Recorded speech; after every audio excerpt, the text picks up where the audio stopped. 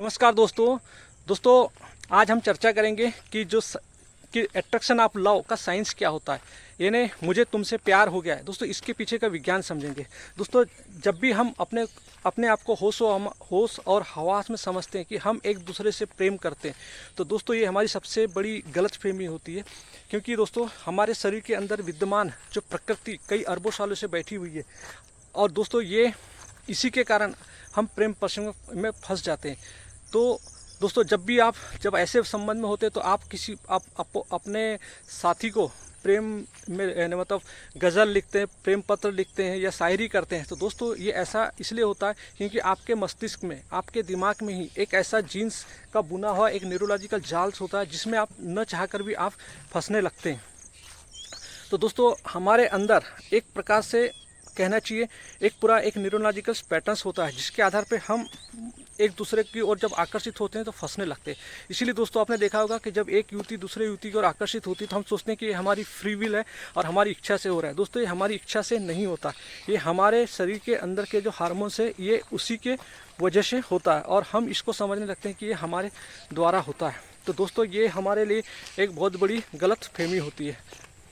दोस्तों जब भी अपोजिट जेंडर एक दूसरे की ओर अट्रैक्ट होने लगते हैं या आकर्षित होने लगते हैं तो उनके बॉडी से हार्मोन्स निकलते हैं जिसको हम डोपामिन्स बोलते हैं, जिसको हम नॉरएपिनेफ्रिन भी बोलते हैं या सेरोटोनिन भी बोलते हैं, या हमारे अंदर जो ऑक्सीटोसिन जो होता है।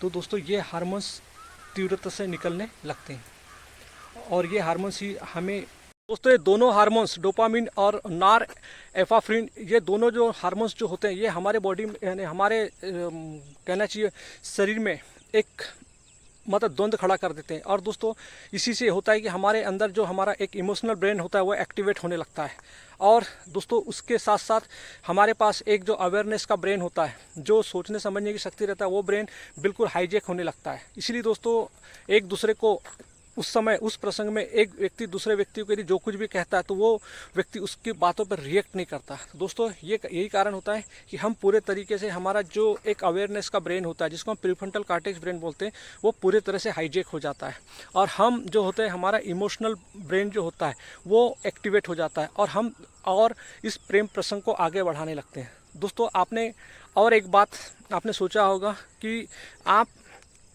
संसार में इतने चेहरे देखते हैं, लेकिन इतने चेहरों देखने के बाद आपको एक ही चेहरा क्यों पसंद आता है। दोस्तों इसके भी विज्ञान को हम समझते हैं। दोस्तों ये हमारे एक प्रकृति का एक जो इवोल्यूशन प्रोसेस का एक सीक्रेट है। दोस्तों एक्चुअली क्या होता है, हमारे ही शरीर के अंदर से कुछ अदृश्य सिग्नल निकलते हैं जिसको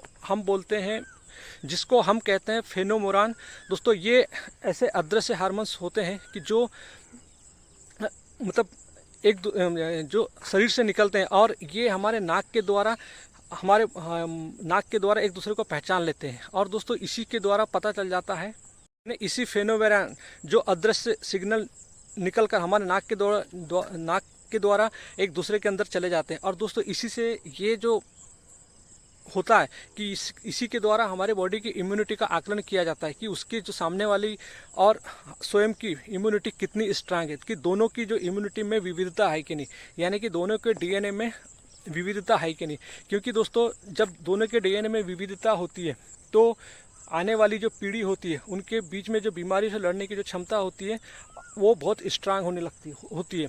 दोस्तों एक प्रकार से सोचा जाए तो जब दो सोलमेट एक दूसरे से मिलते हैं तो वास्तव में जो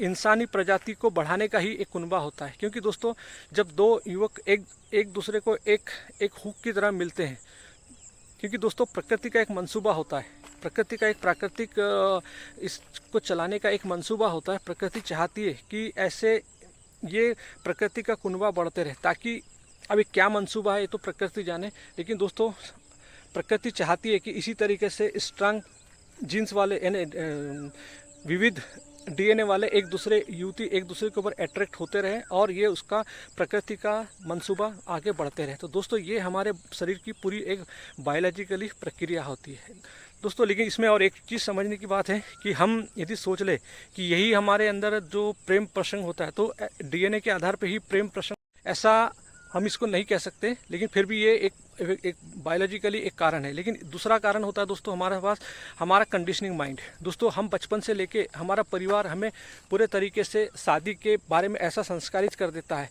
रीति रिवाज परंपरा कैसे करना है, कस्टम करना है, यानी एक संस्कारित कर देता है। तो दोस्तों ये हमारे अंदर एक जो संस्कारित बाहर से अहंकार के केंद्र से संस्कारित जो चीज़ें होती है वो हमारे माइंड को हाईजैक करती है, और हम कई बार इसी वजह से ज़्यादातर रिश्ते इसी वजह से हमारे सेट हो जाते हैं। लेकिन दोस्तों जो बायोलॉजिकली है यानी प्रकृति भी हमारे अंदर में, क्योंकि हमारे सारे कार्यक्रम जो होते हैं वो पूरे प्रकृति के द्वारा ही होते हैं, लेकिन हम समझते हैं कि हम करते हैं। दोस्तों हम we are not the doer of anything.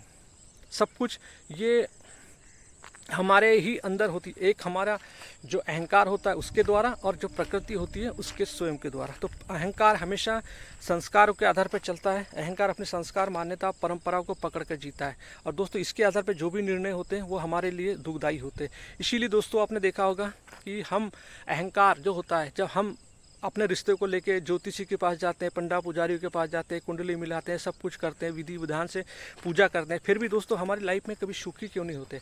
क्योंकि दोस्तों इसका कोई भी संबंध हमारे बायोलॉजिकली चीज़ों से नहीं है। कोई ग्रह नक्षत्र इनका संबंध दोस्तों हमारे किसी भी चीज़ से नहीं है। दोस्तों ये सब एक इल्यूजन है, झूठ है, धोखा है, फरेब है, ये सब अहंकार की। दोस्तों यही समझाने के लिए हमारे पास श्रीमद् भगवद गीता है कि जैसे अर्जुन अपने यही सब अहंकार के जाल में फंसा हुआ था, यानी प्रकृति अहंकार मतलब जो मान्यता परंपरा कल्पना रूढ़िवादी कंजर्वेटिव इन सब चीज़ों के जाल में जो व्यक्ति फंसता है दोस्तों वो हमेशा दुख भोगता है। वो समझ ही नहीं पाता न स्वयं के संरचना के बारे में प्रकृति को, न अहंकार के स्वयं के बारे में ज्ञान नहीं होता, तो हम निरंतर फंसते जाते हैं। यही जो हमारा जो स्ट्रक्चर्स जो होता है दोस्तों हम इसी में निरंतर फंसते जाते हैं।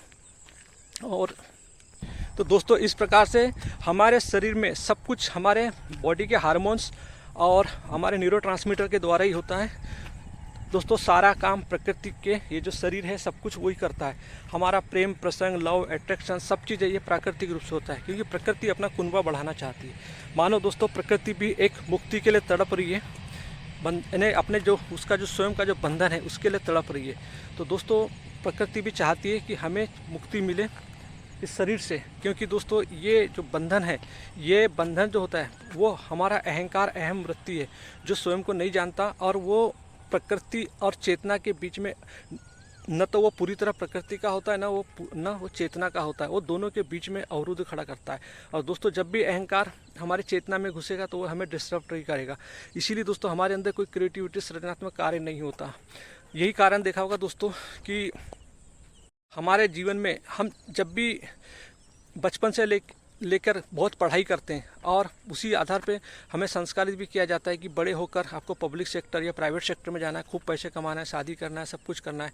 लेकिन दोस्तों जब हम किसी भी बड़े पब्लिक सेक्टर चाहे ब्यूरोक्रेसी हो या IAS हो या UPSC हो, जब हम इसमें चले भी जाते हैं हमारा या कॉर्पोरेट जगत में हम बहुत बड़े उद्योगपति में उद्योगों में नौकरी भी लग जाती है, लेकिन दोस्तों हमारा माइंड जो होता है वो एक पशुवृत्ति में ही जीने लगता है, क्योंकि हम एक रोबोटिक पैटर्न में जीने लगते हैं। जैसा एक शरीर प्राकृतिक नियमों पे काम करने लगता है, उसी प्रकार दोस्तों आपने देखा होगा जो व्यक्ति ऑफिस जाता है, एक सिस्टम बना, उस सिस्टम में जो नियम होते हैं उसी को एक रोटेट करना चलता है। वहाँ एक कोई क्रिएटिविटी कोई काम नहीं होता दोस्तों। उसी काम को मिला, उसी काम को एक प्रोजेक्ट की तरह वो रिपीटेशन होता है। और दोस्तों सारा रिपीटेशन प्रकृति में होता है। जैसे प्रकृति में हमारी त्रिगुणात्मक प्रकृति बैठी, तम रज सत की, काम क्रोध लोभ मोह मद मात्सर, ये दोस्तों 3 भागों में बैठी है, और इसी के आधार पे हमारे जीवन में सारे कार्य होते हैं। तो दोस्तों जो चाहे पब्लिक सेक्टर हो चाहे वो प्राइवेट सेक्टर हो, तो दोस्तों यहाँ पे सारा काम एक एनिमल टेंडेंसी में होता है, एक मतलब शारीरिक नियमों के आधार पर होता है। नियम प्रकृति में चलते हैं दोस्तों। चेतना फ्रीडम चाहती है। तो दोस्तों हमारे जीवन में हमें फ्रीडम चाहिए, मुक्ति चाहिए, क्योंकि चेतना जो होती है वो बंधन में नहीं रह सकती, क्योंकि चेतना जब भी अगर बंधन में रहेगी तो दुख भोगोगी। तो दोस्तों हमारा जो दुख होता है वो हमारे अहंकार से ही आता है, क्योंकि अहंकार हमेशा न वो प्रकृति का होता है, पूरी तरह प्रकृति का होता है, न वो चेतना का होता है। और दोस्तों अहंकार ही होता है जो हमारी चेतना यानी हमारी समझ को पूरा डिसरप्ट कर देता है, यानी हमारे अंदर कोई क्रिएटिविटी नहीं होती और हमें न जाने वो कितनी जालों में फंसा लेता है। दोस्तों यही कारण होता है कि आज बड़े बड़े राजनीतियों में देखा होगा कि अहंकार वहाँ का कितना ज़्यादा, उनका आत्मसम्मान, प्रतिष्ठा, यानी स्वयं को आत्मविश्वास, प्रतिष्ठा पाने के लिए, धन दौलत पाने के लिए कितने तरीके के षड्यंत्र रचे जाते हैं। उद्योगपतियों को देखिएगा जंगलों को बर्बाद कर देते, नेताजी बाबा जी को देखिएगा ऐशो आराम की गाड़ी में घूमने के लिए वो कितने तरीके की चीज़ें करते हैं। तो दोस्तों ये हमारे अंदर ये जो अहंकार का जो ऐशो आराम है वो पूरी तरह से पनपते रहता है। दोस्तों हमारा शरीर प्राकृतिक रूप से पूरा गति करते रहता है। हम इसको एपिजेनेटिक इफेक्ट कहते हैं कि शरीर निरंतर अपने अनुशासन में, हमारी कोशिकाओं के डीएनए निकलते रहते हैं, परंतु दोस्तों हमारे अंदर इन निरंतर निकलने वाली जो कोशिकाओं को जो हथौड़ा मारता है दोस्तों, वो हमारे अंदर का जो अहंकार होता है, जो एंजाइटी डिप्रेशंस करता है चीज़ों की इच्छाओं को पाने के लिए, और हमारे अंदर जो अनुशासित सेल्स के जो डीएनए निकलते हैं उसको ब्रेक कर देता है। दोस्तों इसी को कैंसर सेल भी कहा जाता है। वो अनियंत्रित हो जाती है, अलगा मरती नहीं, लेकिन वो दोस्तों कहीं ना कहीं जाके एक्यूमुलेट होके हो जाती है और वही हमारे फोड़ा और मतलब जो सेल्स का ग्रोथ को अनियंत्रित तरीके से बढ़ाने लगती है। तो दोस्तों ये हमारे अंदर की पूरा सिस्टम होता है जो हमारा अहंकार हमारे बॉडी के सॉफ्टवेयर को पूरा डिसरप्ट कर देता है। दोस्तों हम जिसको अपने जीवन में आज देखे होंगे दोस्तों, जो युवक युवतियाँ जो प्रेम प्रसंग में फंसे रहते हैं और वो सोचते हैं कि हम एक दूसरे को प्रेम करते हैं, ये दिल की बात है। दोस्तों ये सब कुछ नहीं है, ये आपके बॉडी के हार्मोन्स है, डोपामिन और जिसको बोलते हैं हम नॉरएपिनेफ्रिन, ये दोनों हार्मोन्स हैं जो जब भी निकलते हैं दोस्तों तो हमारे बॉडी में हलचल होने लगती है और हम एक दूसरे अपोजिट जेंडर की ओर अट्रैक्ट होने लगते हैं। और दोस्तों जैसा मैंने बताया कि फेनोफेरेंस एक अदृश्य सिग्नल्स होता है जिसके आधार पे हम एक दूसरे की इम्यूनिटी पावर को चेक करते हैं, हमारी बॉडी के टी सेल्स को देखते हैं कि मतलब कितना हमारा बॉडी का इम्यूनिटी पावर स्ट्रांग है। तो दोस्तों ये प्रकृति का पूरा कुनबा है जो प्रकृति अपने तरीके से इस शरीर के माध्यम से चलाना चाहती है। जैसे प्रकृति स्वयं मुक्ति चाहती हो, बंधनों से मुक्ति चाहती हो, तो दोस्तों ये पूरा शरीर का एक इवोल्यूशन, विकासवाद की प्रोसेस है। दोस्तों जब हम अपने शरीर की इस इवोल्यूशन प्रोसेस को नहीं समझते और स्वयं को, अज्ञान को भी नहीं समझते, तो दोस्तों तभी हम अपने बंधनों में फंसते हैं। इसीलिए दोस्तों हमें ज़रूरत है विज्ञान को समझने की, और हमें ज़रूरत है हमारे मनोविज्ञान को समझने की और हमारे वेदांत दर्शन को समझने की। जब तक दोस्तों ये तीनों चीज़ें आपको समझ नहीं आएगी तब तक हम अपनी ज़िंदगी में अच्छे से जीवन नहीं जी सकते। दोस्तों हमें शिक्षा चाहिए उपनिषदों की, वेदांत दर्शन की, मनोविज्ञान की और बायोलॉजिकली फिजिक्स, केमिस्ट्री, एंथ्रोपोलॉजिस्ट, यानी we need all type of the education to nurture और कॉन्शियसनेस। सो दोस्तों अंत में मैं कहना चाहूँगा कि उन स्पेशली जो युवा युवतियों से जो अपने अंदर उठने वाली इस शारीरिक प्रक्रिया को सच मानकर अपने रोमांस में लग जाते हैं दोस्तों और पूरी ज़िंदगी बर्बाद कर देते हैं। दोस्तों ये यदि आप अपने अंदर के इस पूरे बॉडी स्ट्रक्चर्स को समझ जाते हैं तो दोस्तों इसको समझना ही चेतना का काम होता है, क्योंकि दोस्तों प्रकृति अपना काम करती है और अहंकार एक एरर है, एक बग है जो न पूरी तरह से प्रकृति का न चेतना का है। तो दोस्तों यदि आप निरंतर उठने वाली शरीर की संवेदनाओं को समझने लगो और अहंकार उनसे कैसे चिपकता है उसको देखने लगो, तो दोस्तों आपके अंदर फिर आप धीरे धीरे इस अहंकार के अज्ञान से मुक्त होने लगते हैं। यही दोस्तों हमारे समझने की एक कला है, अवलोकन की कला है, आत्मचिंतन की कला है जिसके माध्यम से हम समझ सकते हैं। तो दोस्तों यही हमारा एक फ्रीडम है कि यदि हम अपने अंदर उठने वाली इन संवेदनाओं से, दोस्तों यही कारण होता है कि आप देखे होंगे कि समाज में बहुत सारी युवक युवतियाँ एक दूसरे के ऊपर अट्रैक्शन होकर लव मैरिज कर लेंगी या कुछ भी कर लेंगी। तो दोस्तों ये सब प्रकृति का कुनबा है और हम समझते हैं कि ये सब हमारे संस्कार है। दोस्तों हमारा कुछ भी नहीं है, सब कुछ प्रकृति करवाती है। प्रकृति के 3 गुण के कारण ही हमारा जीवन चलता है। दोस्तों ये भगवान श्री कृष्ण भी हमें समझाते हैं 3रा अध्याय 27 और 28 श्लोक में कि प्रकृति के 3 गुण इस शरीर में विद्यमान है और उसी के कारण हमारी इंद्रियां सारे काम करती है। तो दोस्तों असली वास्तविक जीवन को समझने के लिए आपको आत्मज्ञान चाहिए। आत्मज्ञान आता है वेदांत दर्शन से, उपनिषद से और अच्छी शिक्षा से।